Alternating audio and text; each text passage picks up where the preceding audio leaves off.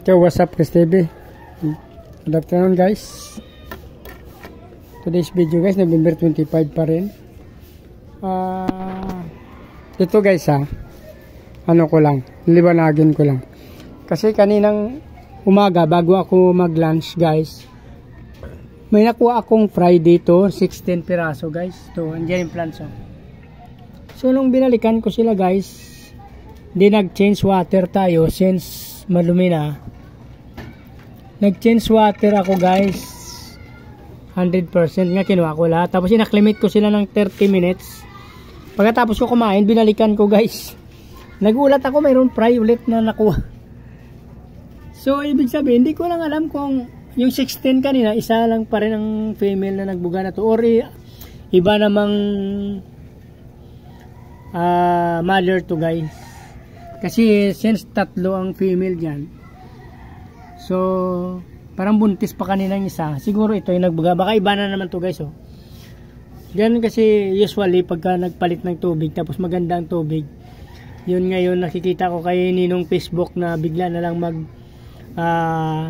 mag-fry yung mga isda. Since nakaranas na rin ako noon na nag-order ako online ng breeder guys, nang dumating sa akin ng isang fish, mayroon na siyang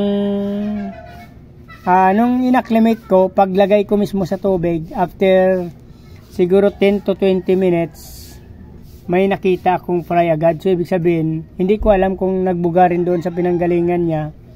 Tapos pagdating dito sa akin, nagbuga ulit siya. So yun nga yung kwento nito guys, na nag-change water ako. Nakakuha ako ng fry na 15. So nung nilagay ko na 15 at inacclimate ko guys, nagtataka ako bakit ang dami pa rin fry. Akala ko nagkamali ako kasi ang fry na nakuha ko dito nandun na naka-acclimate sa baba. So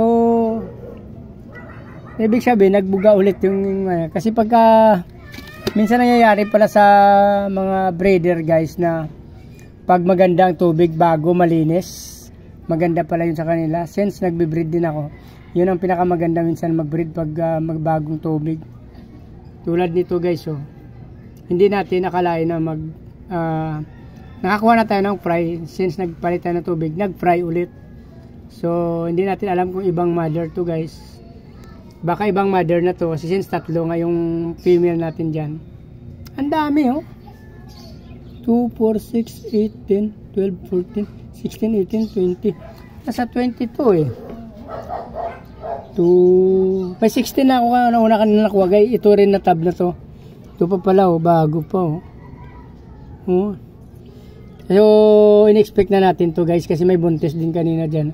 Since tatlo ang female natin, siguro nagbuga na rin yung isa. Parang lumit na yung belly niya 2, 4, 6, 8, 10, 12, 14, 16, 18, 20, 22, 24, 26. Sa 26 2, 4, 6, 8, 10, 12, 14, 16, 18, 20, 22, 24. Nasa 26 nga to guys, or lagay natin 25 na lang. 25 to 26 guys. So ang dami So ang galing. Nakakuha tayo ng fry, tapos nag-change water, nag-fry ulit. May nakuha tayo ulit. So 16 plus 26, so 30 na sa 42 guys. So balik na natin ulit yung plants niya. So dito na lang muna guys. Please like, follow, subscribe guys. Limit ko na to. Pakipindot na subscribe button sa hindi pa nakasubscribe guys. Sama nyo na rin ng notification bell para updated kayo sa mga ina-upload nating video. Maraming salamat sa patuloy na panonood. Walang sawang pagpapanood sa aking mga video guys. Mabuhay kayo hanggang gusto nyo. Salamat guys. Bye bye.